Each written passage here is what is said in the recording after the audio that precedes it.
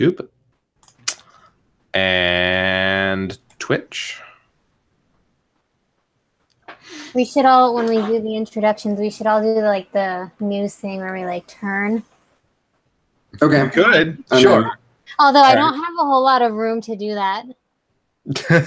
You could try. Like, I'm hitting the screen. I don't have a lot of length on my headphones, but all right, now I'll go to the mobile dashboard. I just thought that. No, let's do it. I'm in. We're here now. This bit is happening. Talk shows. Oh wait, no. cb133. We are playing talk shows. That is the name of the game. Love that game. Very good card game. And the title is, or the live notification is, fuck Dick. Hi. We streaming. Wow, we're doing it. No G, no exclamation point. Oh, God fucking damn my world. All right. Well, Cody is singing High School Musical a lot. I don't like it. Wait, what are you singing? High School Musical is somehow in my head. I've never seen those fucking movies, but somehow I know that. I fucking know that. I don't, because I'm pretty sure those were not the right notes. Get your head in the game. Oh, get yeah. Your head in the game. If you don't get your head in the game, then you're lame. Get your head in the game. Get your head in the game. Get your head in the game. There's not a star. Lyrics. We are streaming for that.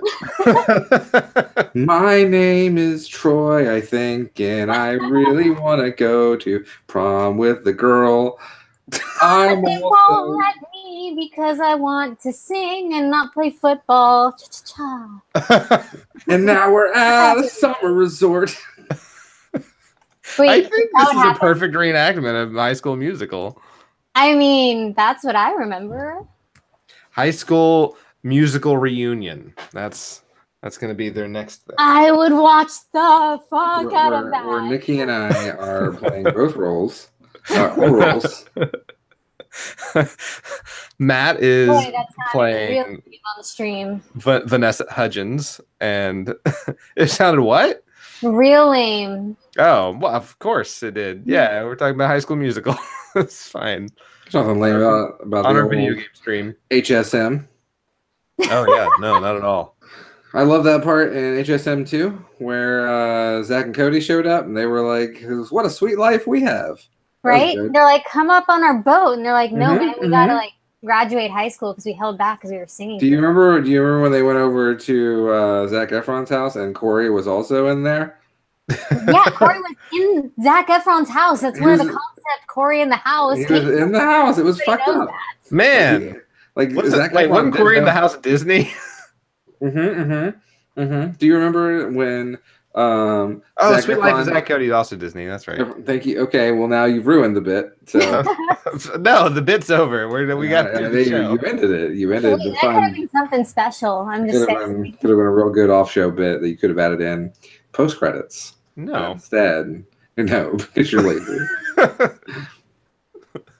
I'm gonna edit the fucking hour show for 3 hours, and you know that extra bit. 3 hours. Sometimes. Yeah. Wow, dude. Depends on if I decide to find other footage or not. Wait. Did you say 3 hours? Can sometimes. To edit? Usually an hour and a half on average. Hour and a half to 2 hours, but it can be 3 hours sometimes. Although I suppose that's better than like the 12 that I feel like you used to say it took. Oh yeah, no, it used to take forever long, but it's much better now that we have. I don't have to manually line up 3 individual video streams and then also kind of guess where the YouTube video started. So it's all much better now. But well, that's good. I'm glad because that's 12 hours is like a long time to not have viewers or get paid. Yeah. So Yeah. No, I've upgraded considerably.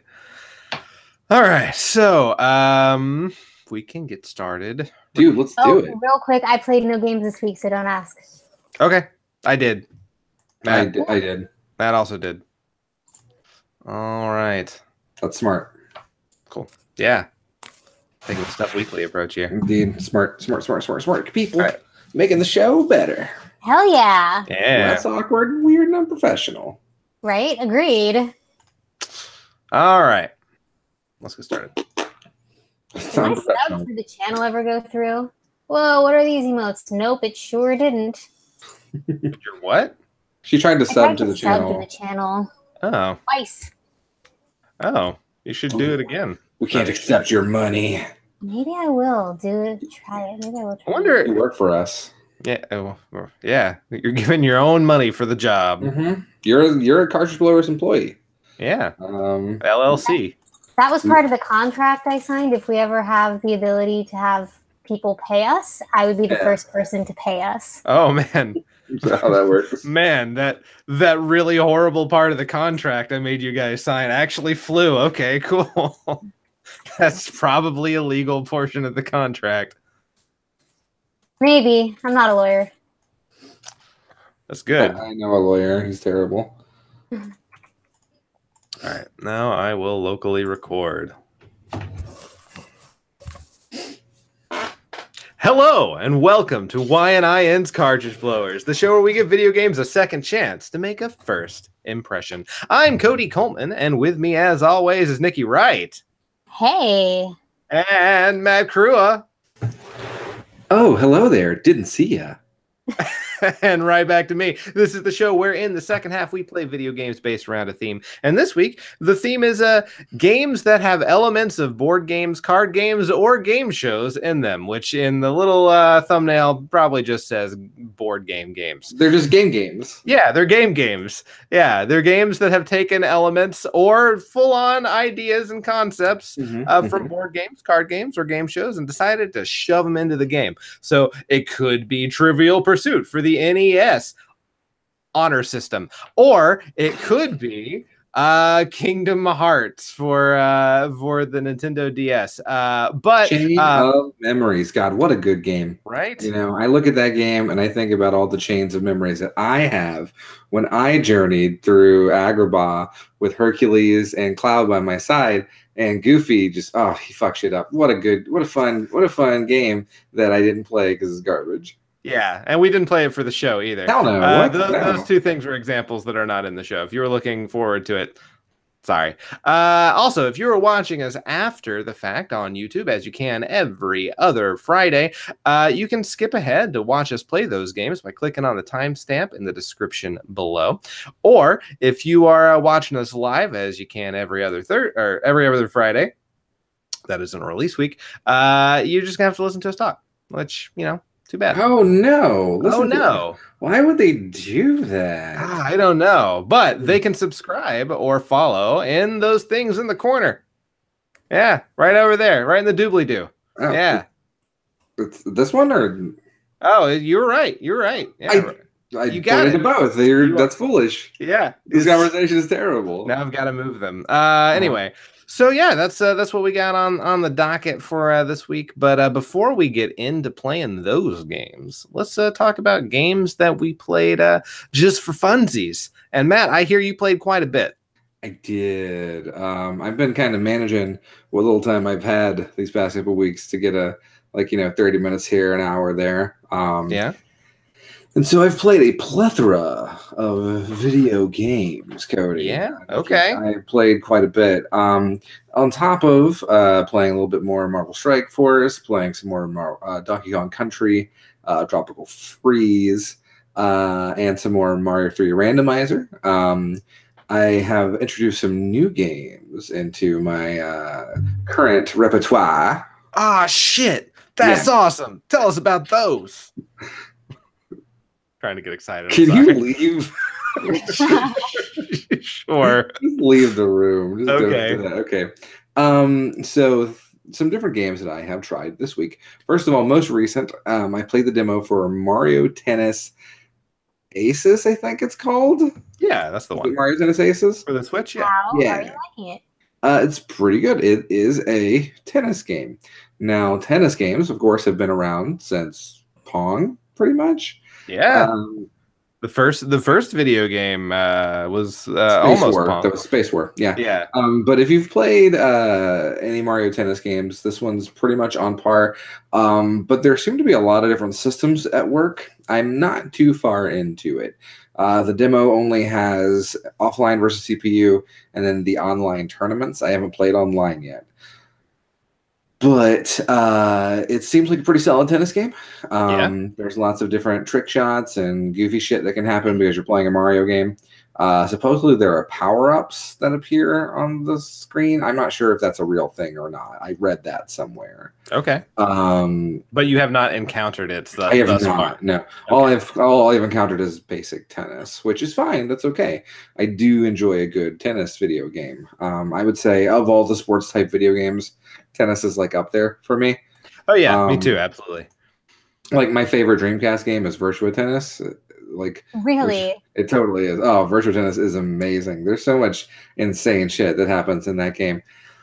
But yeah, so play a little Mario Tennis. So I heard that they have Wii Tennis mode where you can use the Joy-Con like a tennis racket. That is correct. That is in the final version. That is not in the demo. Okay. Now, pardon. There is some gyroscopic aiming in the demo for some of the special shots. Okay. So like you'll build up enough of your energy meter and then you'll press R button, right? And then you'll go into this special shot in the air where you can then aim. I've been playing handheld, so I've been aiming with the entire system. I'm assuming you can do it with just your Pro controller or however you feel like playing.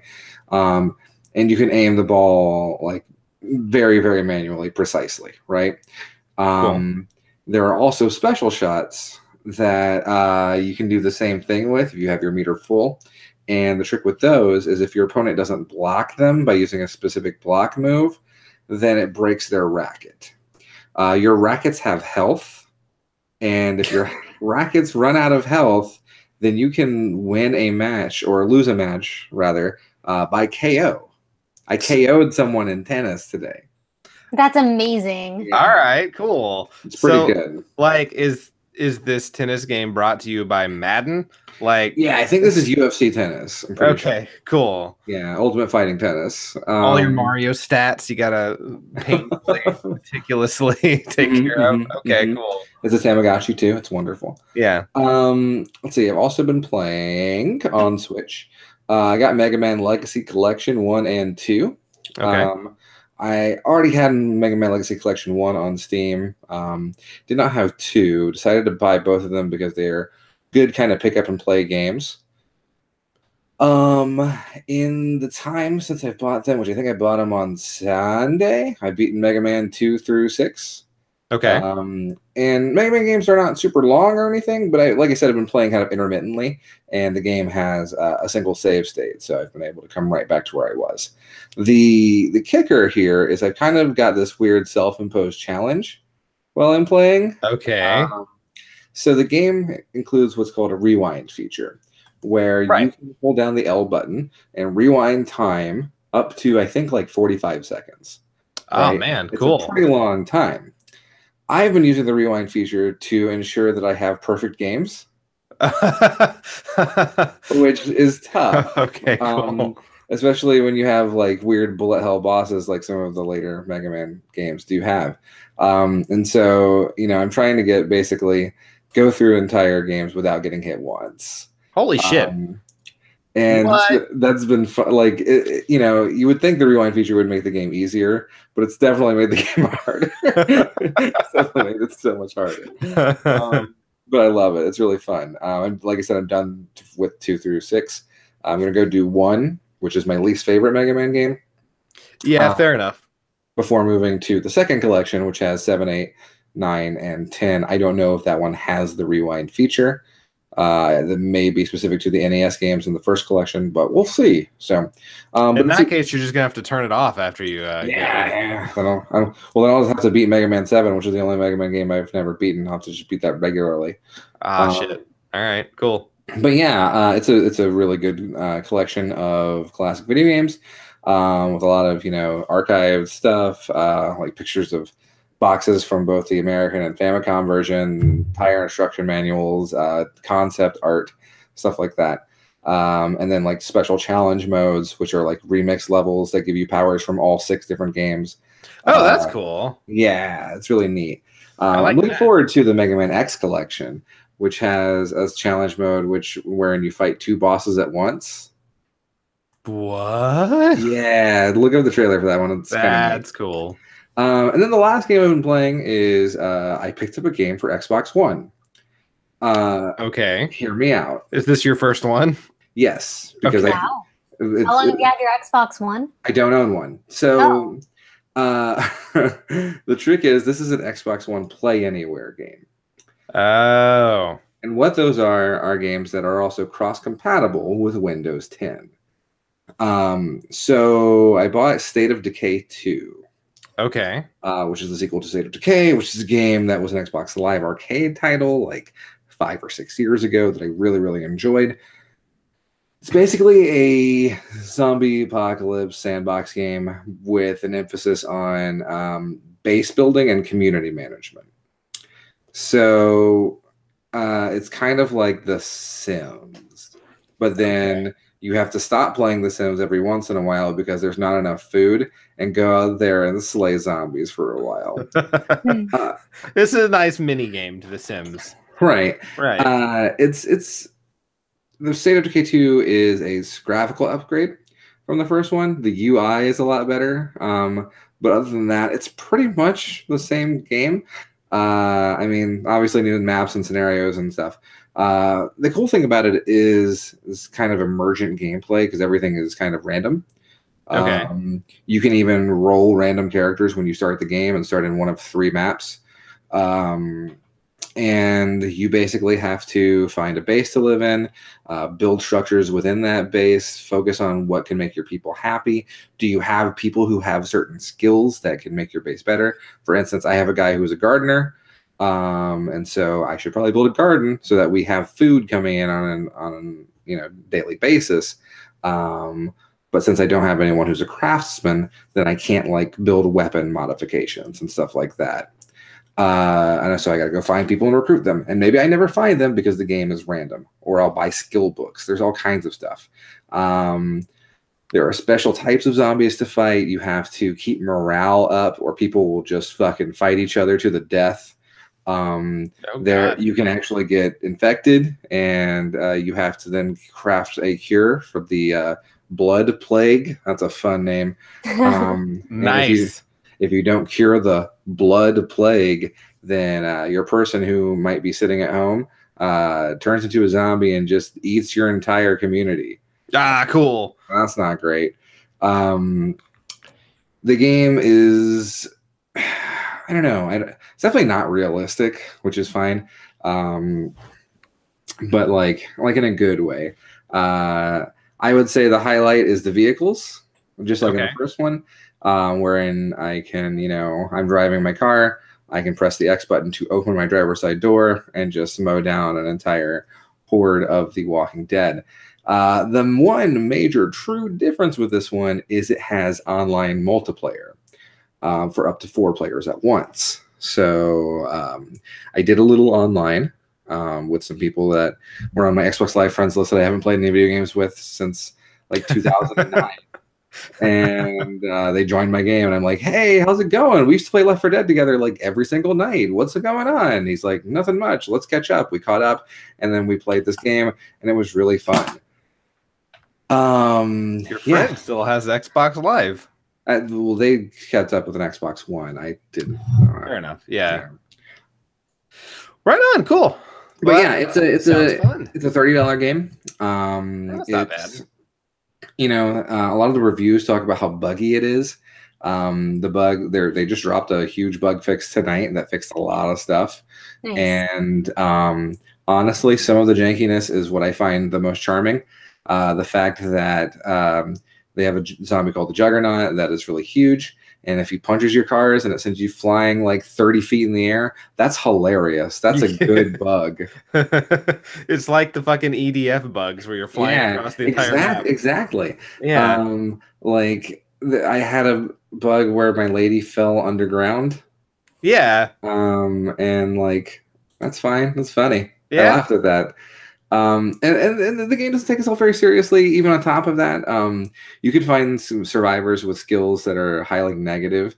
There's and again, it's all random. So like, I saw some gameplay footage with a guy who had like sleeps with anime body pillow. Like that was his skill, and it just made everyone in the camp hate him. Cool. Or like my main character, she loves to watch sports, and so she gets happier if we build a television. But also she can do like fucking cartwheels. She's an acrobat, and so like she's fucking great. Like the skills are really random and kind of hilarious. I'll probably stream it. Oh yeah, please do. I would like to watch that. Yeah, in the coming weeks. So yeah, pick it up. It's a good game. Excellent. All right, is that it? Yeah, that's all I've been playing. What about you, Cody? Well, I've played Shovel Knight for a little bit more, and I beat it. I got all of the. I didn't buy all of the armors, but I got everything else, all of the music sheets and artifacts, and beat all the characters and whatnot. I then started playing the Plague of Shadows expansion that came with the Switch version, where you play as Plague Knight. And it's really interesting. It definitely plays very differently, despite the fact that all of the levels are the same. But you're playing a story that runs parallel to the Shovel Knight story and kind of sets things up that happens in Shovel Knight and some elements. There's also a weird love story that's going on, sort of as a side thing, with this weird Birdman. But yeah, it's really interesting. It's fun. Isn't he like in love with the item shop owner lady? The lady who the potions or whatever. Yeah, the potion lady. Yeah. She is. I guess. Spoiler: she is his assistant, and he's in love with her. Unlike the Shovel Knight, you can't choose the gender of every character of the game, where I basically played Shovel Knight with everybody as ladies. You can't do that in Plague of Shadows. That part has been removed. I don't know why, but they did. So I'm interested to play the one where you play as King Knight and Spectre Knight. Those sound fun. I've heard Spectre Knight is maybe the best one. Really? Cool. I haven't played that one yet. Yeah. I wonder if that runs parallel as well. I guess it does. It's how they don't have to design new worlds. But right. But yeah. So I've been playing that. And then I also have been playing a mobile game called Soda Dungeon, where you run a tavern that serves soda. And you buy different sodas to attract more powerful heroes that come to your tavern, and then you hire those heroes to go into the dungeon to get more money, so that you can buy better sodas to hire new heroes to go into the dungeon to get more money to hire new heroes. And it's kind of an endless cycle that, whenever I say it out loud, makes the entire game sound pointless. But I kind of like it. It's kind of fun. even though when you go into the dungeon to battle, you can make everything entirely automated if you want to. And I have done that from time to time when I'm getting tired. I'm like, I don't feel like actually playing this game. Let it play itself and get me money. So yeah. So yeah, Soda Dungeon for Android and probably iOS. I don't know. But it's fun. If not simple. And that those three things are really all I've been playing. And Nikki said she has not played anything this week, so let's move on. We have a little bit of time. Let's touch on the two things coming out that we feel are worth talking about in the next 2 weeks. So the first thing comes out on June 8th. of 2018, and it's called Sushi Striker: The Way of Sushido for the Nintendo Switch and the 3DS, which is a game that's it seems to be like a puzzle game where you have 3 conveyor belts run alongside, and they seem to constantly be moving, and then you try to pick up the different sushis or the same sushis to get as big a stack as you can, and then you eat them, and then you have those plates to sling at the person you're playing against in an effort to get the other player down to no health the fastest. And it's a pretty simple puzzles idea. Is it like match 3 basically? It's kind of, but you can match as many as you want. But yeah, that's kind of the idea. And then like the story is sushi has become outlawed, so you must now fight for the freedom of sushi by gathering all of the sushi so that you can. It's like Fahrenheit 451 Sushi Edition, and that's sort of the plot behind this game that probably didn't need a plot, because it's really just kind of sounds like a glorified mobile game, and those don't need stories. Sure. But yeah, so there's that. And then in June 22nd, 2018, we have the game we talked about in depth at the beginning, Mario Tennis Aces for the Nintendo Switch. And like the roster leaked for that game, and it's weird, man. Like, yeah, man. Chain Chomp is included. That guy doesn't have hands. I mean, Boo barely has hands. He has flippers that can grip. I guess Chain Chomp has a chain. But he's also like not tangible. That's right, true. Exactly. That's true. Though he can become tangible so that Mario can get hurt by him. But then, like, but in tennis, you're normally facing your opponent. Wouldn't Boo have to be forced to drop his racket and cover his eyes? Oh, that's true. That's a really good point. Ah, there is a terrible Mario. This goes against Mario lore. Yeah, exactly. I need to know exactly where Mario Tennis Aces fits into Mario Canon, because right fucking now it doesn't. So Shigeru Miyamoto, you had better comment below and tell me where it is, because if not, you're dead. You're dead to me. Yep. That very precise. I will never play another Mario. I will never play another Zelda. I mean, listen, I know there's 3 different Mario timelines. We know it's split after Ocarina of Time. But everybody knows that. I'm just saying that Mario Tennis Aces needs to fit, because the last game, Mario Tennis Ultra Strikers or whatever, that didn't fit anywhere. No, not at all. This has to fix it, honestly. Exactly. It needs to fix it. It needs to retroactively place that. Otherwise, we've got 4 timelines, and that's ridiculous. That's where we draw the line, friends. Right. Mm-hmm. Yeah. The adult Mario timeline.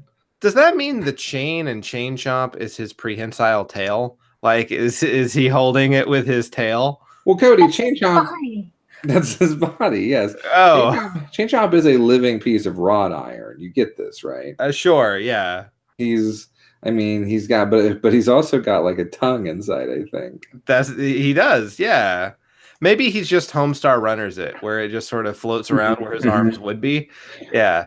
Well, and see, now I'm less concerned about how he holds the racket and more concerned about, like, what's a Chain Chomp look like inside? Someone has surely drawn that at some point. He bites things, and so theoretically he eats them. Yeah. Does he digest them? Where's his Chain Chomp butthole? Or maybe he just regurgitates. Every time he eats someone, he gains a new link in his chain. Oh, that's where the chains come from. Yeah, the human spirit.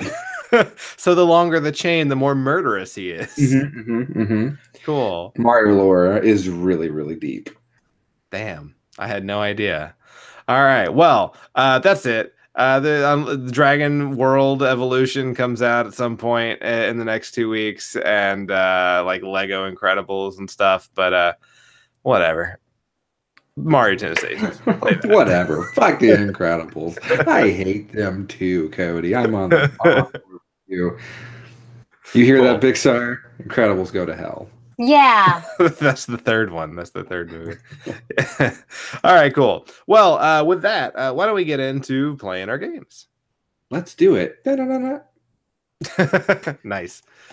So, like I said at the beginning of the episode, this week our theme is games that have board game show, or card game elements in them, or may just be board games that are card games or game shows themselves. What are you talking about? It's a very long theme. So, Nikki, you're going to start us out because you weren't here last week, and we feel bad that you got left out last time. So, aw, that's really sweet. We missed you. We we I did. missed you guys too. It was Welcome really back. Thank you. It's so good to be here. Excellent. Yeah. So what did you play for us? So I played Triple Triad. It originally appeared as like a mini game / side quest in Final Fantasy VIII. Yeah. You could go all around the world challenging people to play this card game.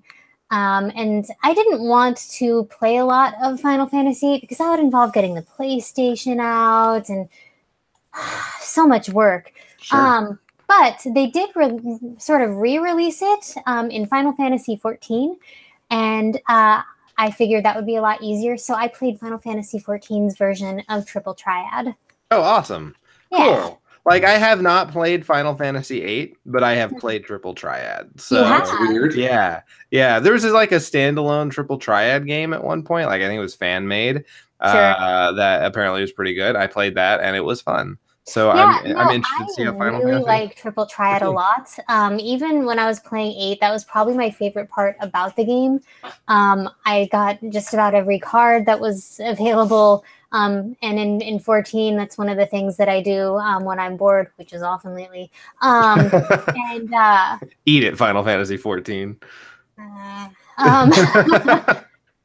That's a rant for another time. Oh, okay, cool.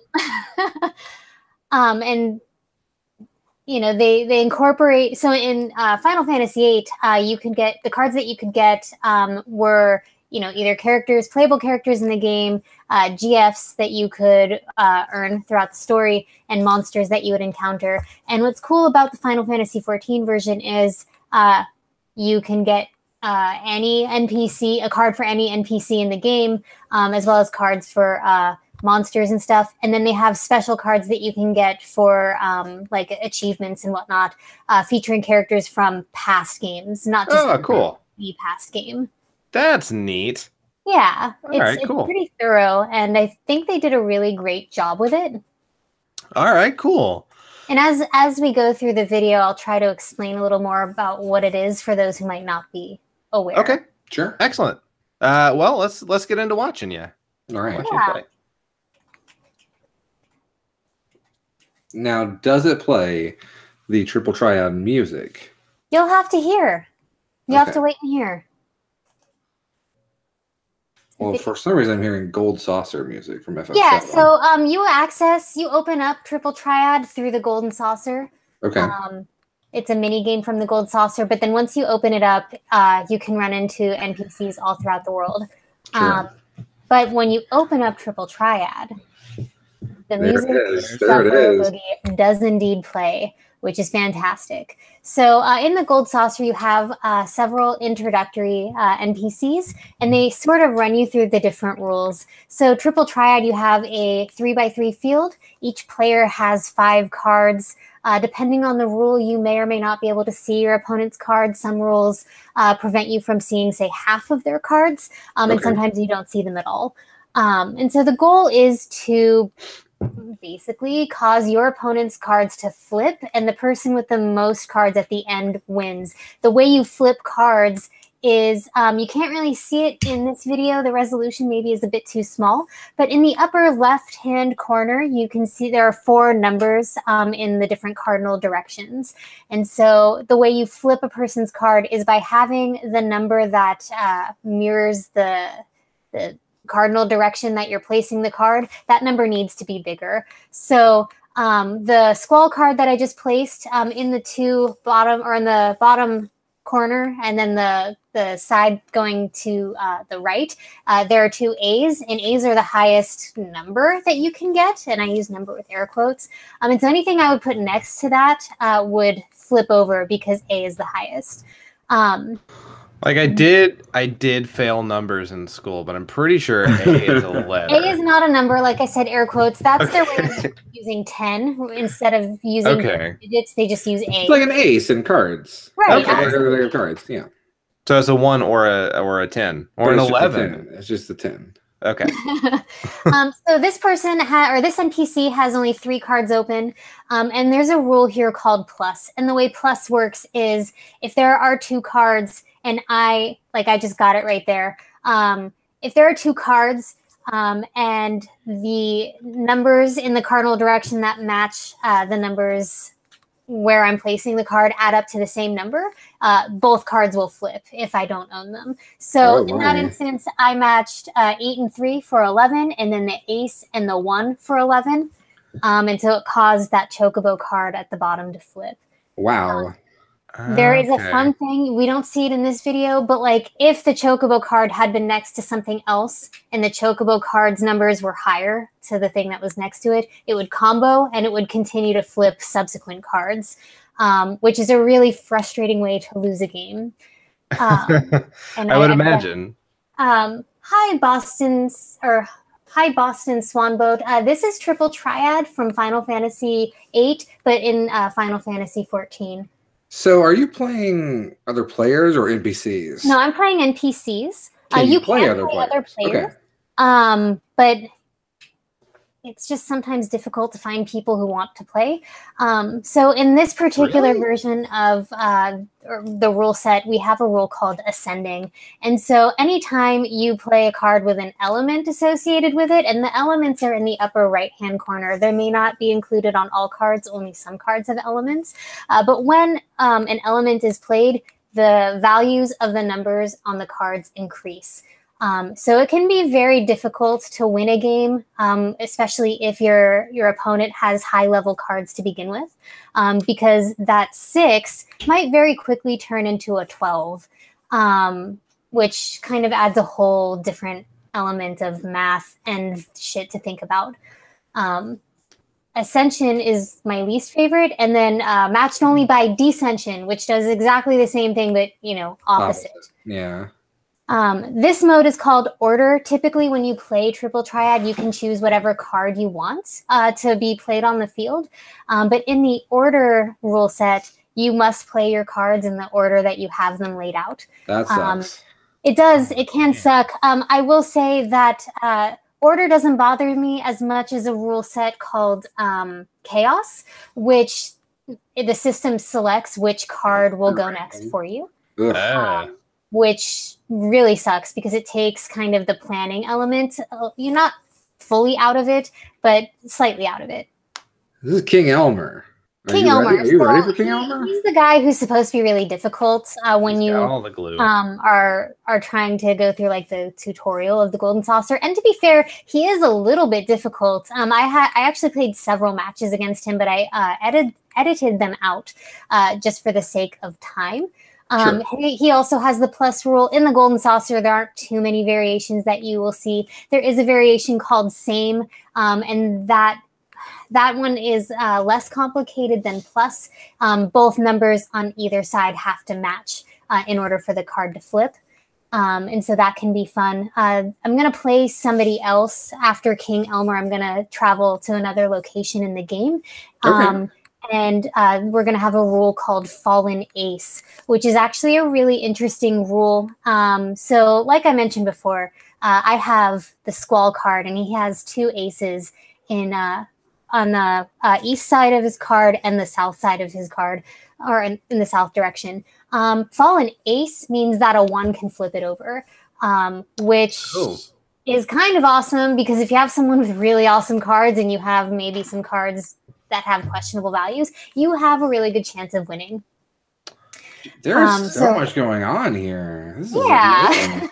It's an in-depth game. I'm into it. It is. And what's the interesting thing about the 14 version is you only have 30 seconds to take your turn. I like that, though. Whoa, cool. So, and I mean, that makes sense because, if you play like a real person, they could just get up and be like, haha, fuck you, you're going to quit and forfeit. Right. So that sort of prevents that from happening. But when you're trying to do math for like figuring out where a plus might work out, 30 seconds might not be enough time if you're trying to think of like, several different placements. So now I'm flying on my magical horse. Sure, of course. That makes sense. This horse is badass. Honestly, it kind of is. So can you challenge anyone in the game at any time, or do you have to be in certain places? So it's not every NPC that you can challenge. There are specific NPCs throughout the game where they have that little card symbol over their head. Got it. Okay. Those are the NPCs that you can challenge. But you could go up to any person, and if they've unlocked Triple Triad, you can select them and open the sub menu and say I want. Like other players, you mean? Oh yeah, absolutely. Okay. I like how that guy, he said, please don't, before you kill me, let's play Triple Triad. Right. Everybody has some ridiculous flavor text, which is really fun. Like there was a depressed person and they were like, I don't really have much to live for. But I guess I could play one round of Triple Triad to keep going. Before I end it all. Before I jump off this bridge, yeah. There's the Fallen Ace, I see There's the Fallen Ace. There's another mode called Reverse, and rather than it functions pretty much the exact same way as standard Triple Triad, except your goal is to have the lower number. So it's like Golf Rules Triple Triad. It's having all of these rules sort of make it really interesting because standard Triple Triad is really fun, but once you add all of these extra elements, it creates different challenges and different ways to think about the numbers. Another mode is called Sudden Death. It is possible to draw. I feel like I've drawn in this video, or I will be soon. And if you draw, what happens is it forces you to go again, and any cards that you've surrendered during the game goes to your opponent and vice versa. Oh my. So it sort of forces you to really think a bit about, oh, well, now I've got these cards to deal with. How do I want to use them? Sure. So it seems when you beat an NPC, you gain gil, correct? So not quite. So the Golden Saucer has its own form of currency called MGP, and I forget what MGP stands for, so I apologize. But it's not so much gil, but you get this other currency where you can buy, fun prizes, kind of like tokens at Dave & Buster's or something. Yeah.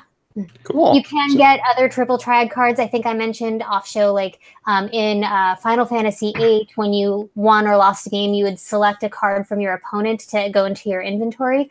They don't do that in Final Fantasy XIV. Instead, you have a random chance of having a card drop to your inventory. And so that can be really great because, hey, free stuff, but sometimes the drop rates are extremely low. So getting like really cool cards can be a pain in the ass. So were all those cards that you were playing with ones that you have painstakingly gotten throughout the years, or? Some of them are, yes. Okay. The others, like they'll give you a booster pack for unlocking it, so you have like, very basic cards to start with. And then as you play NPCs, some have higher drop rates. So it's like, oh, this middle of the road card, yeah, just about 1 out of every 2 times you play, it's going to drop, no big deal. But the cards that I'm playing with in my recommended deck are cards that definitely took some time to get. And you can get cards through achievements and whatnot too. So like the Squall card I got because I beat like 60 different NPCs or something. So nice. Yeah. Nice. That's cool. Yeah, it's pretty fun. I really enjoy it. I'd love to. I don't like at FanFest 2 years ago. They gave out a pack of Triple Triad cards to everybody who attended. I wish I had them with me. They're actually really nice quality. But I wish they would release more cards because I think it would be a lot of fun. Sure. Yeah, I know people who really like Triple Triad a lot. It seems like you could make some pretty good money just manufacturing these things. So yeah. Well, right on. Cool. Anything else you would like to say before we move on? I like Triple Triad, man. Nice. Matt, what do you play? All right. So I played a PSP game by the name of Metal Gear Squared. Awesome. That's the technical term. Yes, it's Metal Gear Acid 2, but it's written as Metal Gear AC exclamation point D, and then the 2 is an exponent.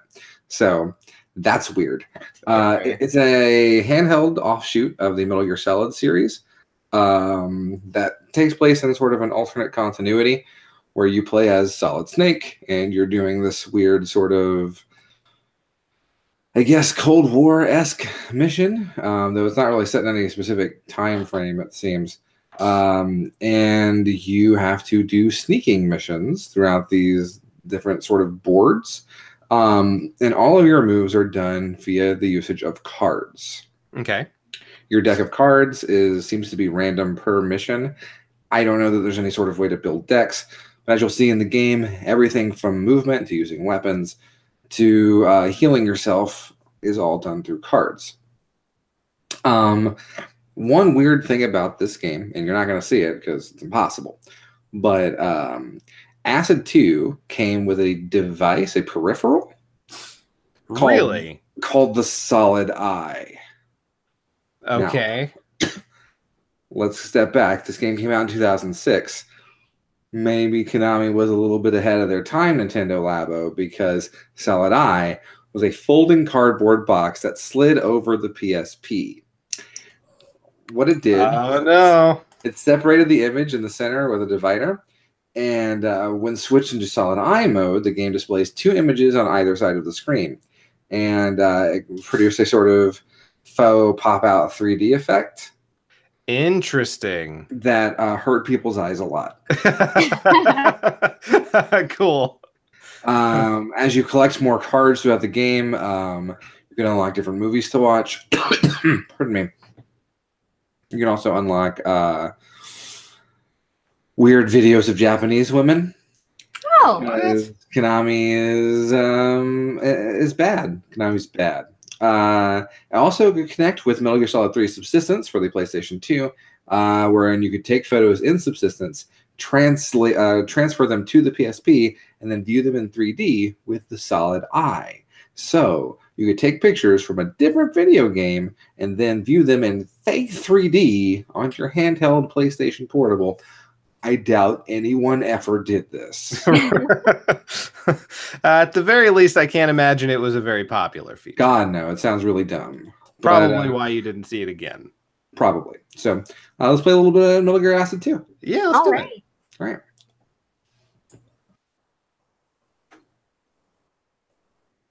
So right near the front, we're going to load up a brand new game.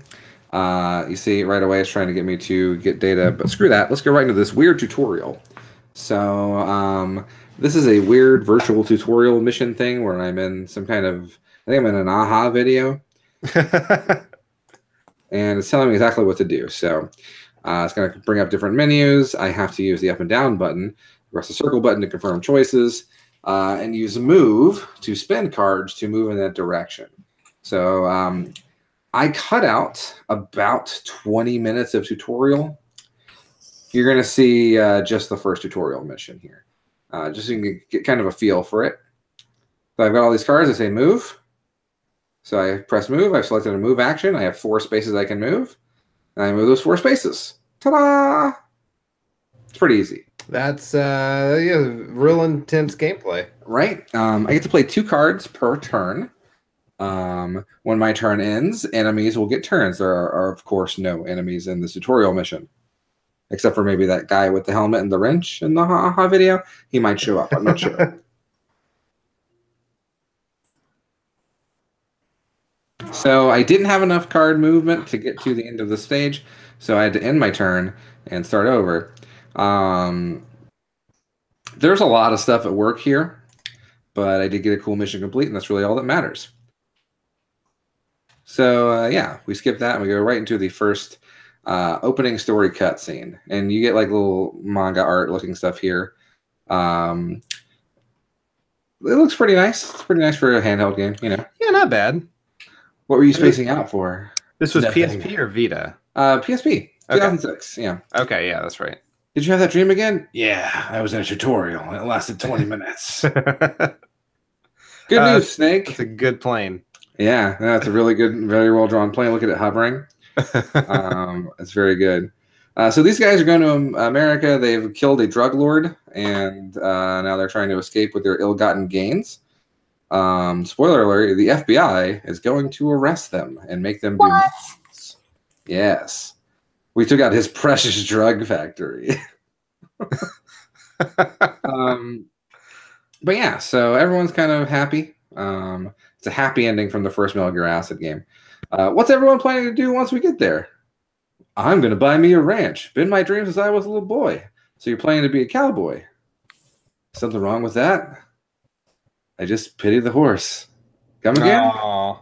Oh, pretty. The horse. Horses are pretty, aren't they? Very good dialogue.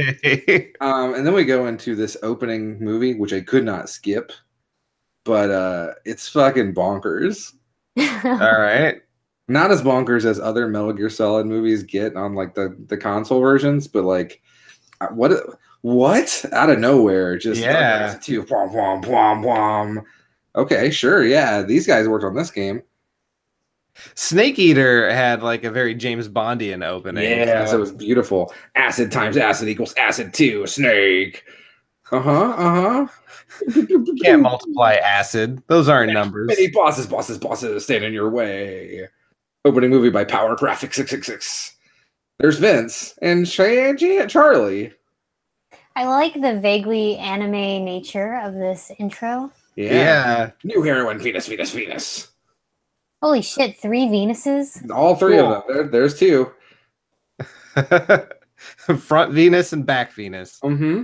Finally, a new Metal Gear. Metal Gears are, of course, the robots. Metal Gear Acid Cubed. Is he made of acid? Does he run on acid? I don't know. So we're going to go straight into the first mission. And I want you to know, I did go through all the tutorials. I listened to all of them. I'm very, very good at this game. Very good. So we're going to find and access the terminal. All right. So again, I get a random hand of cards. I got some equipment I could use. Got a cardboard box, classic Solid Snake stuff. A cyborg ninja. Okay, it's interesting. We're going to go ahead and I think move. I think moving sounds good. Now you can, of course, use any card to move, but movement cards let you move further. Okay. If you use a card that doesn't say move on it, then it just moves a number of spaces that are at the top. Normally, it seems to be 3. I decided I would stand here and hide just in case that guy moved. Remember, we're trying to sneak. Yeah. So that guy seems to be sort of pacing back there. I don't actually know where I want to go, but I've decided that I do want to equip this box.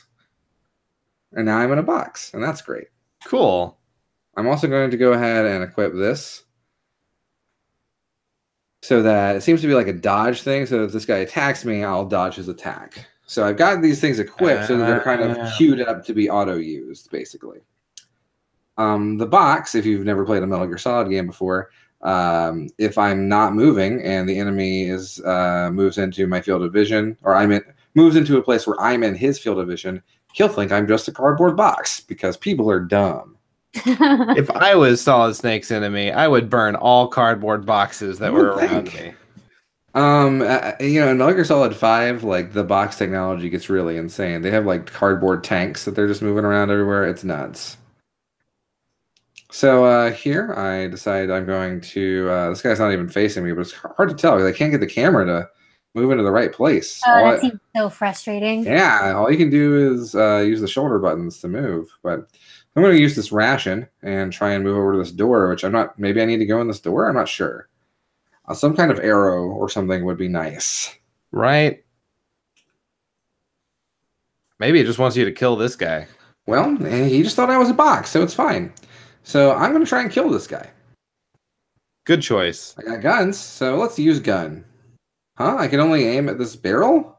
What? No, I don't want to aim at the barrel. I don't want to do that.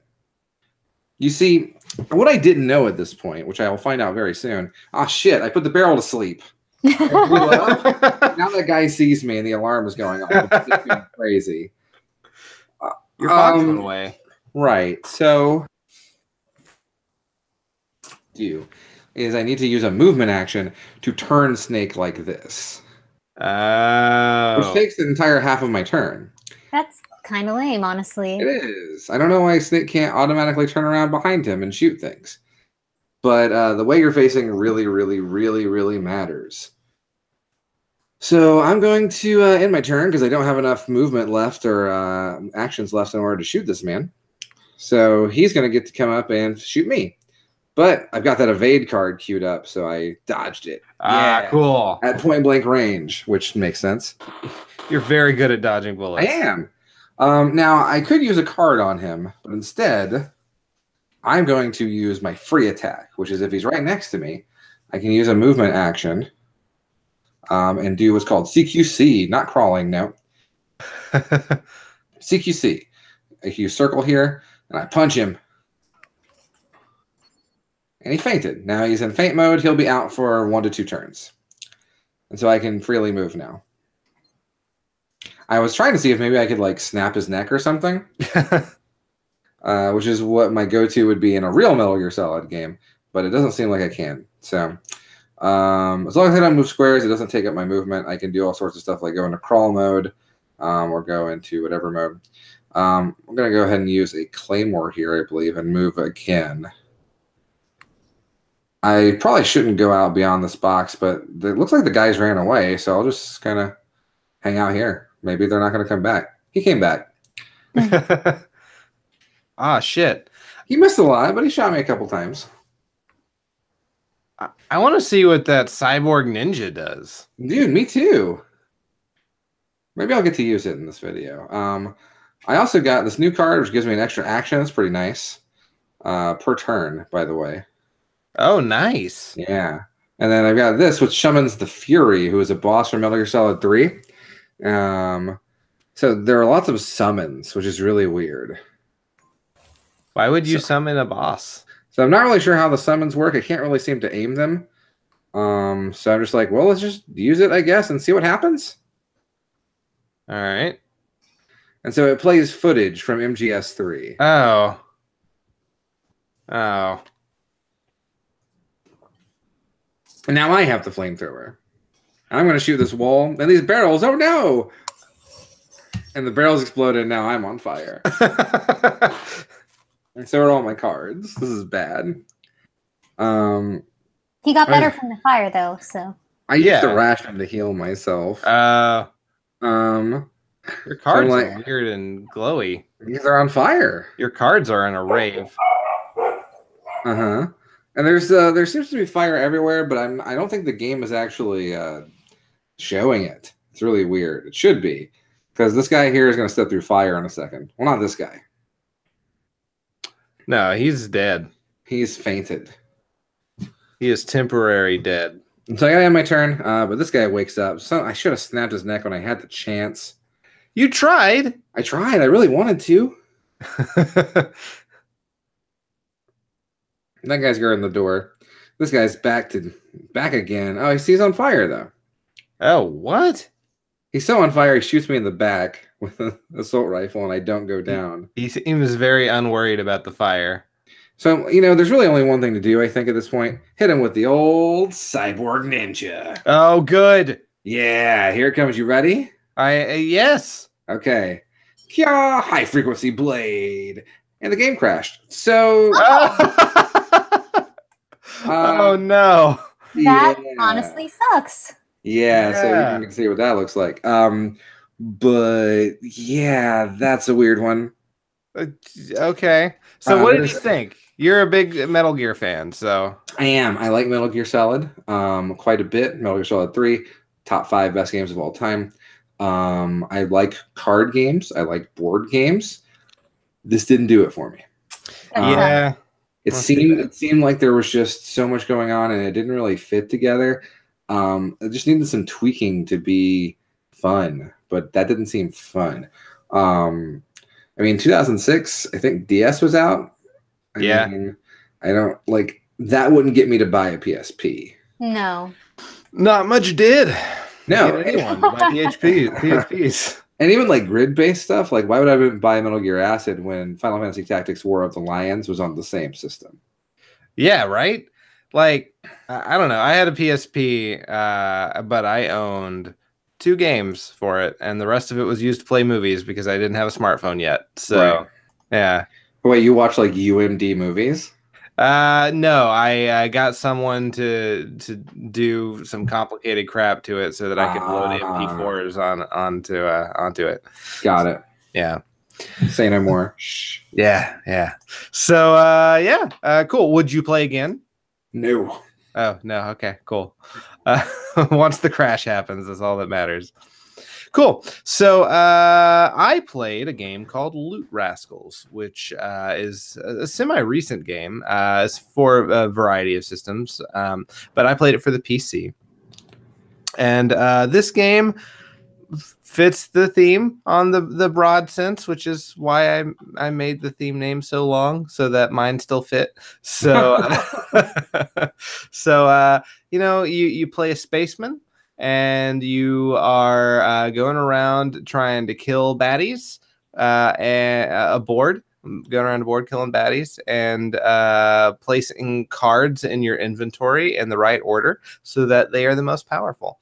And there's not a lot to it. It's got a very charming art style.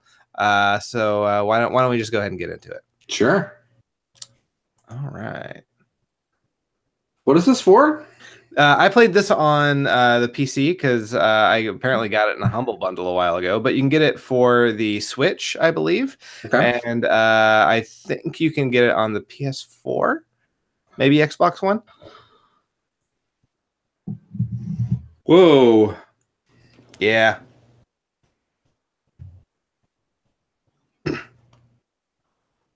What? Yeah. So my little teapot-headed friend is going to tell me the point of the game.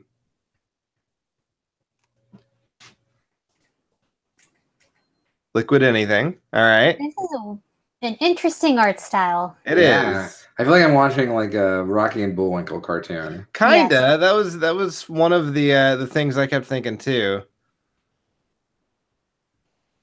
So we lost contact of the Berry unit. Okay. Which is putting liquid anything into the ground. So I gotta go get it. Yeah. So I faded ahead, but so I'm gonna go into the dome. Fucking Katamari. Whoa. Yeah, right? It looks very Katamari-like. So right now we're just kind of going through the world, but we'll get into the game in just a minute. Yeah, I decided against the practice deck here. Sure, smart. Yeah. I don't want to practice. I already did the tutorial, which I cut out, so this is telling you that basically characters that have orange hitboxes or orange numbers above their head will attack first, and numbers with blue numbers will defend first, and you want to try to attack the people that will defend first. Okay. Every time you move in a tile, the little counter in the upper right will move closer to the next time of day. During the day, some characters will be attack first, and during the night, they will be defend first. So I'm going around just trying to kill them with what I have so far. And some guys, when you kill them, you'll pick up a card from them, and then you can place them in the different slots here. So like this guy says, if you place it on an even slot, you get +2 attack, more than the 2 you normally would have. This one adds other +1 to all other meteor balls. So where you place and how you place matters. Cards that have the little circle arrow in the corner can be flipped around to do basically the same thing, but for the other stat. Got it. So just walking around this pretty little world. So do your stats change at night? They don't. Basically, it really depends on. It really just controls the enemies. I imagine later on you'll get cards that will react differently depending on the time of day. I don't get that far. Because see, I'm looking at your cards, and some are orange and some are blue, and then I'm looking at the night and day thing in the top right. Right. Blue matches up with your cards. It kind of does, but like blue those are defense cards, and orange are attack cards. That's what the colors indicate there. Also, if I had not gotten killed by that little fire guy, I could have probably gotten a burning card. But much like I can steal cards from guys, when they kill me, they steal cards from me. Oh, that's not good. Yeah. But then I also get sucked into my own brain. Like you do. Sure, that makes sense. And I'm above this weird meat spire. And now I'm going to get talked to by Space Vagina. What the fuck is happening? This game, man. You know, and they call my game acid. Right? And like, you're shitting stuff out. You're shitting out the cosmos. I am. Yeah. So basically, the Space Vagina is trying to get me to kill all of the bad guys on the ground so that it will be easier for her to invade. Yeah. So she's captured Barry using his liquid anything, and she wants to use all that to invade the Earth. But she can't do that while there are all those monsters all over the place. So she will continue to bring you back to life every single time you die, but you don't get to keep your cards. Well, that sucks. Is there a way to save your cards? Not yet. Later on in the game, I believe you get that ability, but I don't have them.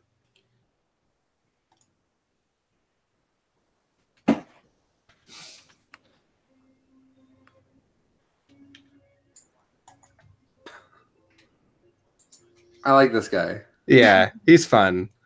So he's like, all right, well, just let her keep bringing you back to life, but we'll get the berry head and leave on our own. All right, so this world you're walking through. Yes. Is it procedurally generated, or is it the same every time? It is, yeah. In fact, if you there's no game saves. If you decide to bail, it will give you a seed number that you can then type back in to start where you left off. That's weird. Yeah. So it's kind of has a password system. I don't know. Okay. I guess that's how they procedurally generate. We've been developing this game since 1987. Yeah, right. So, yeah, in order to heal myself, I have to decompile cards, which means I have to basically destroy them to get tokens, and then I can spend those tokens to heal myself, which I just did. Okay. So time to go fight some shit. You have like 3 pairs of space shorts on. I do. I am very prepared for any space short emergencies. Can enemies gang up on you? They fight you at once? They can't fight you at once, but they can fight you one after another. Okay. And some can move much further than you can in one step. Got it. And are your actions that you're taking, they're kind of just random? I'm trying to get away from them. Sure. But they're real good at making sure I can't get away from them. And if I step on these little platforms, it generates more robots, which I have now found out. And that's not good. There's already too fucking many of them. You seem to be taking them out in one hit, though, so F those guys. Yeah, luckily I've got some pretty good cards. Bishop, Offensive, Emilio. Yes. Was he a bishop? So this was stolen from another guy, and I've picked it back up. I can send it back to him, which I decide to do, to be nice, to think maybe that will reward me later. Does it? I stopped playing before it has the chance to, so I don't know. Horse Bros. It's a seahorse and a regular horse. Go fight the Horse Bros. Yeah, absolutely. Yeah. That's so funny. Yeah. So there's a way to end the area. I don't want to do that yet. So I'm going to play around with a card rocket. I still don't really know what this does. For a parallel dimension version of you, sure. Yeah. Maybe it sends it to another player randomly? Maybe. That would be really cool. I still don't know what this is for. I decide to use it, but it never really pays off. So I don't know what happens. So maybe in someone else's game, they just got some shorts. Maybe. That would be really cool. So here's a card that I don't have to equip. I just hold X on top of it, and it does its thing, which in this one is combine all of your attack cards into one, so I don't have to get rid of them. That's pretty cool. Yeah. It does seem like it reduced their overall attack power. I think they're still pretty good. They're gone. Yeah, and their bonuses are gone. Yeah. All right, and so I'm all right. Let's see what the next world looks like. Let's move on. Sure. Are there 5 worlds? There appear to be 5 worlds on the way to the berry. Yes. Okay. Get another dome. And here we see some slightly new mechanics. We have ice ground, which you much harder to stop on. Okay. And this weird little bomb thing in the ground where if I were to walk over it, it would explode. Would that be bad? It would be actually pretty good because it can hurt the enemy. I don't think it hurts you. Oh, well, shoot. Yeah, which I didn't realize in enough time. Oh, God, the Night Wizard. Yeah. There it goes. So I wasted it, but it was there if I wanted it. Whoa, those guys look really strong. Yeah, I'm starting to regret my decision to warp so soon. Oh wow, that guy totally murdered you. He murdered me, and he's stealing my ablative armor or armband. So I'm dead. I got sucked into the space vagina again, and I gave up. I ran out of time and needed to go eat. So yeah. So he stole your card. Yeah. You lose all your cards anyway. Yes, but if you come back, you can go fight the guy and pick up your card again. Who cares? Yeah. So I guess that's kind of a way to ensure you get at least one of your cards back. This game seems like a war of attrition, dude. Seems like there's too much happening. There's a lot happening, and I'm sure like more happens later on in the game. I just didn't get far enough to play it. But yeah, it seems kind of repetitive, but there are some really neat things to it, and it was actually a lot of fun to play. So I probably will continue to play it. But yeah, I mean, that's you saw what I saw at that point. So yeah, right on. Yeah, didn't seem very good. It's more fun than it looks like to watch. But you know, I wouldn't pick it up unless it was super on sale or something. Like I got it in a humble bundle. I paid $2 for that and like 5 other games. So not, you know, it's well worth that. So yeah. Anyway, before we go ahead and end the show for the week, Matt, why don't you tell us what we're playing next time? Well, it's appropriate we talked about Mario Tennis earlier. Oh, because we like sports, and I don't care who knows, from the touchdown bros to the other bros. I love sports. You love sports. We love sports. Let's play sports games. But our sports game should be non-sports sports games. Oh. So I gotta get all those good basketball games. Sure, exactly. The one based on the film. Basketball. Yeah. Yes. Absolutely. No, like I think, like for instance, I mentioned Virtua Tennis earlier. Yeah. Even though that is a sports game, there's enough non-sports in that game to be a non-sports sports game. Yeah, I imagine like also like Mario would count because absolutely. If you can throw a giant fucking paint turtle swab shell onto the ground, or a turtle shell or something, then yeah. Sure, absolutely. Yeah. So anything that is not a traditional sports game, we ain't playing Madden, guys. Sorry. No, not this time. Same. I'll be streaming that. That's my next RPG. Cool, excellent. All right, so this has been Cartridge Blowers, everybody. I'm Cody Coleman. With me, as always, Nikki Wright. See ya. And Matt Krua. See ya. Until next time, don't die. But Matt, they should do something. What is it? I should keep on blowing, Cody. That's what they tell me. Good night, everybody. And stop the local recording. Fantastic. Yeah. Yeah. How long was that episode? I think we got pretty close to not going over this week. It doesn't know yet. It's still... So my keyboard is extremely loud, and as such, I wrote down no titles. Oh, okay. I wrote down a couple. Because I could really hear it on this week's episode of Stuff Weekly.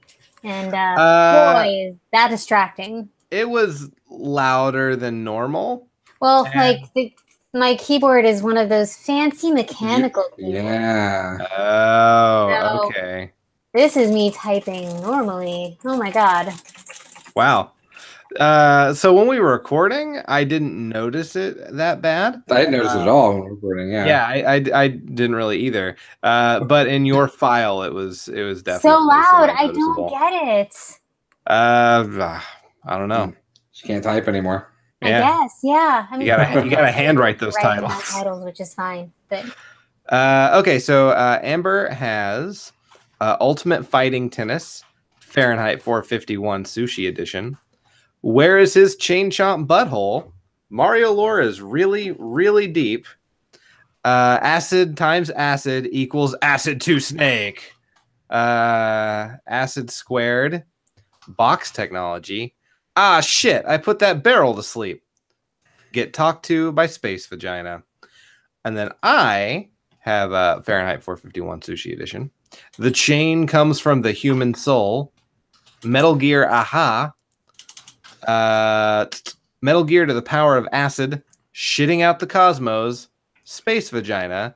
And from the touchdown bros to the other bros. That's what we wrote down. We're not doing space vagina. That's fine. I'm thinking no to space vagina too. No, Space Vagina 2 is different because that's the sequel, and I liked it better. Electric Boogaloo. All right, so that's what we got. What do you guys think about those?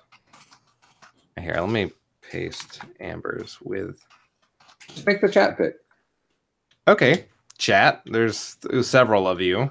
What do you like better? Yeah, I think some of them are robots. 3 of them are robots.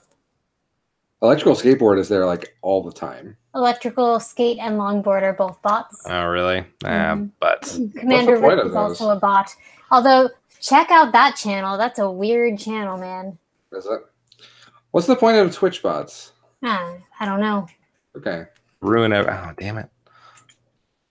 That didn't give me a line break at all. That just... And then there's Ambi, the ultimate bot. Yeah. Best bot.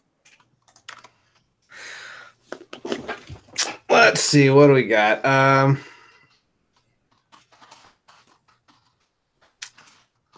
Well... Beep, bop, boop. That's the title.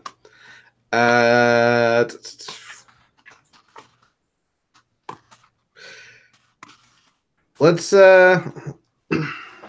yay or nay, I guess. We haven't done that in a while. Fahrenheit 451 Sushi Edition. No. Yay or nay? No? Okay. The chain comes from the human soul. I like the basic idea of that one. I don't like the title. I think I'll get the Sunday. I think it's a little wordy. Metal Gear Aha.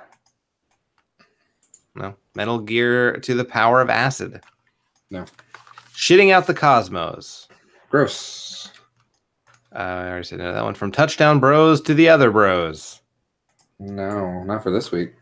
Ultimate Fighting Tennis. That's no. Where's the chain chomp butthole? That does sound like a Cartridge Blower's title, doesn't it? A little bit. Salute. Huh? I was telling Nikki, bless you. Oh, thank you. Did you say kazoo?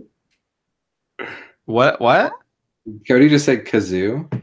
No, I said Gesundheit. I heard kazoo. Kazoo. Kazoo. All right, kazoo. Mario lore is really, really deep. Acid times acid equals acid to snake.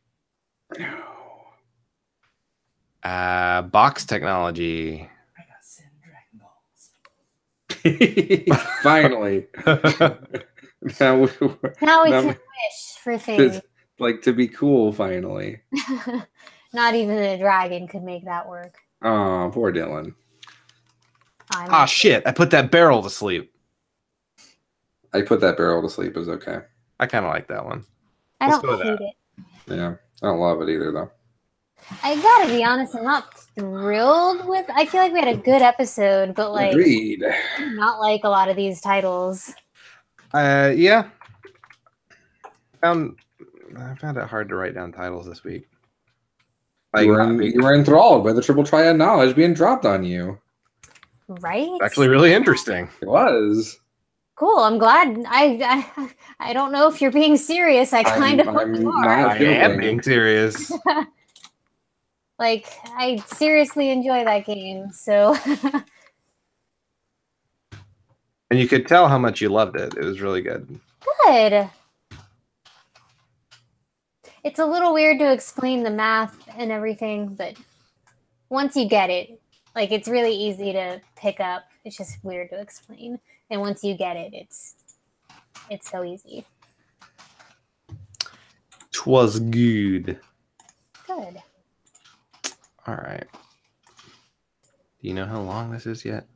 Hour and 7 minutes. Not too bad.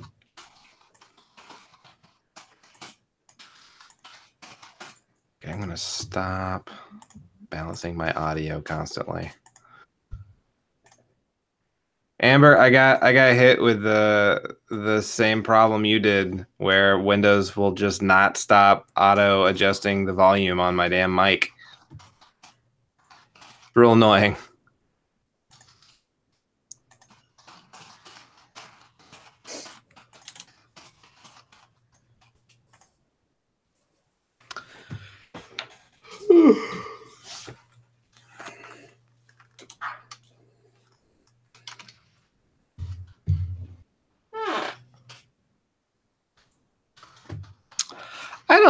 I don't mind the Windows interface so bad. I do find there's a new interface. I mean, kinda. I do not really care for not being able to directly go to my recording settings anymore by right-clicking on the speaker. You now just go to the sounds menu as opposed to being able to go directly to one or the other.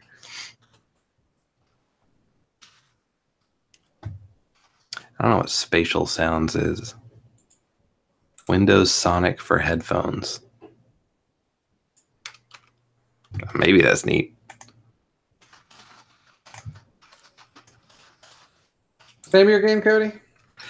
Loot Rascals. That doesn't fit whatever the game was I just saw at all. Well, that's what it was.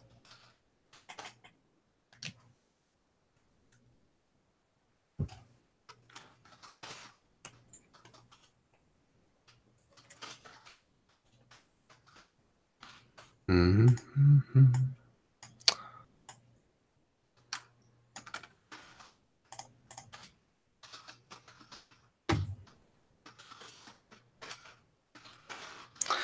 Okay, so let's see. What do we? Episode number 133.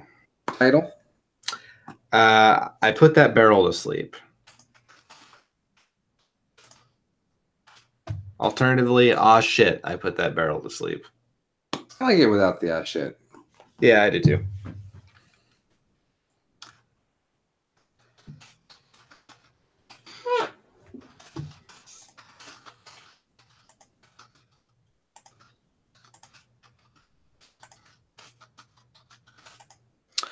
All right, quality content. How do I think of quality content for the map typing part? He said, throwing a turtle shell in the air. That's how I think now. And I already talked about all the games I played. By State of Decay. Huh? By State of Decay. Yeah, $30. That's not bad. Windows Store. That's right. I can't buy it in Steam. I have to connect it to an Xbox account again. You know, I think you do technically. First, my Windows account is the same as my Xbox account. I think mine is now too. But you don't need live to play, so. Oh, that's good. So you don't need gold or whatever. Yeah, that's what I mean. Yeah. If I were to get gold, would you still get Xbox Live games with gold? I guess, Like but the I mean, free like, games they give you? but you couldn't play all of them Oh, that's probably true. because a lot of them would just be, you know, Xbox One games. Amby, you like Detroit. Detroit's bad. You haven't played it yet, Matt. I watched a lot of it, or I watched enough of it to know I wouldn't like it.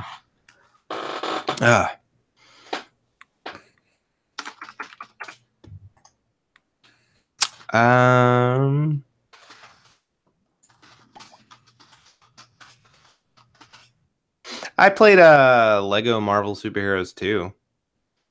And it's actually the first one was better, honestly. Really? Yeah.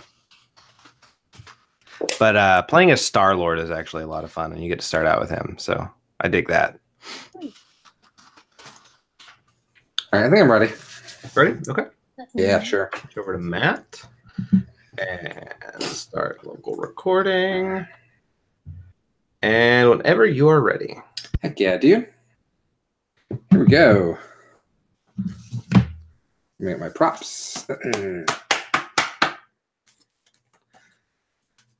Pick a card. Any card. I only had 2 cards nearby for this bit. Anyway, card games are much older than video games, so I think they deserve a place on this show. And I've been pushing for us to feature games like Bridge or Old Maid for a pretty long time, but those other 2 just won't listen.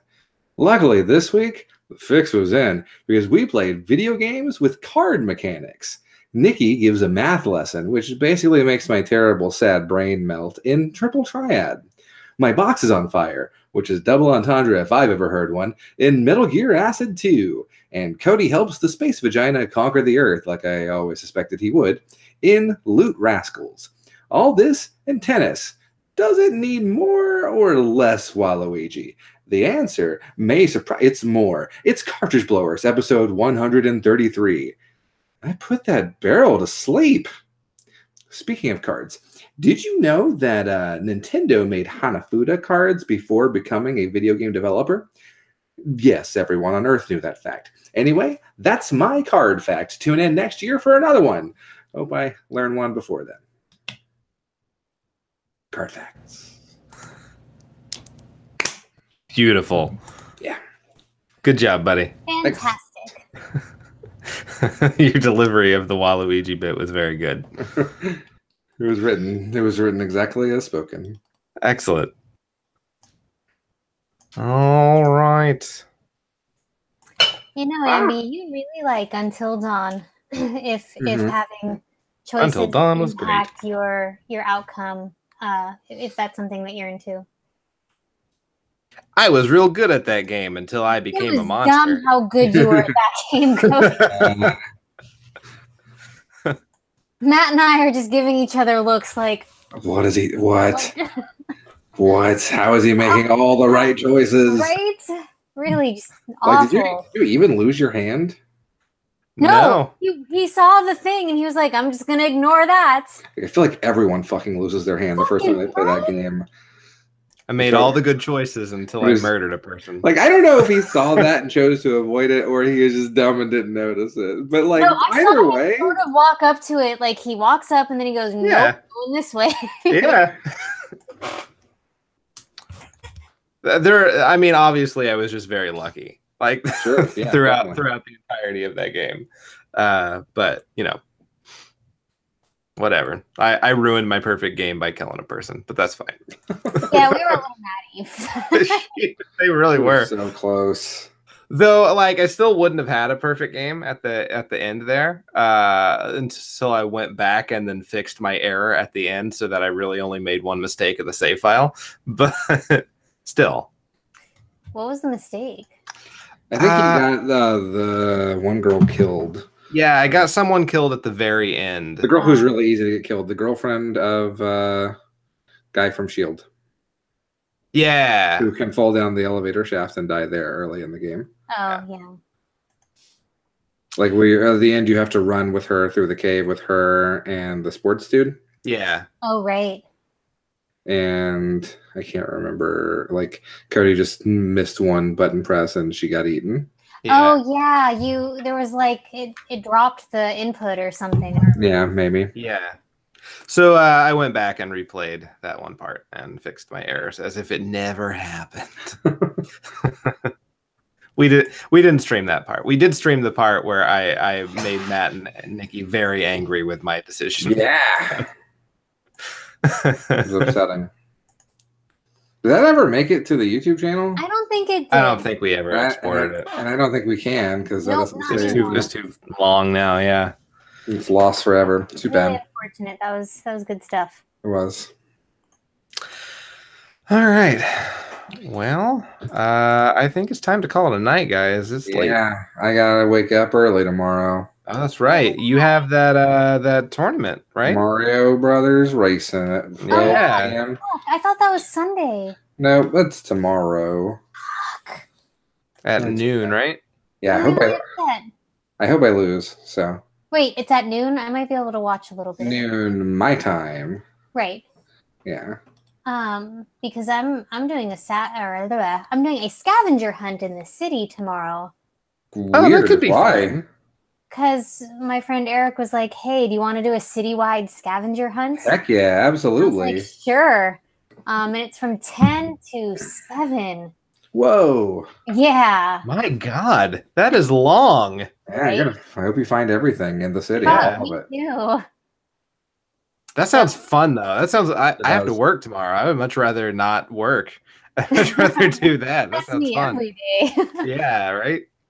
All right. Well, you two have fun doing your fun things tomorrow. I'm gonna try to watch some of your play, Matt. So. Cool. Yeah. And then you can also do fun work, Cody. You love work. Who doesn't? I love work. Yeah, I love work. Let me stop the stream. All right. Bye, Amber. See you tomorrow. Good night, guys. Good night. All right, cool. Yeah, I'm gonna. So, real quick, while I have you, sure. Rick was talking to Nikki for a minute. Hang on, let me put on my headset. I guess.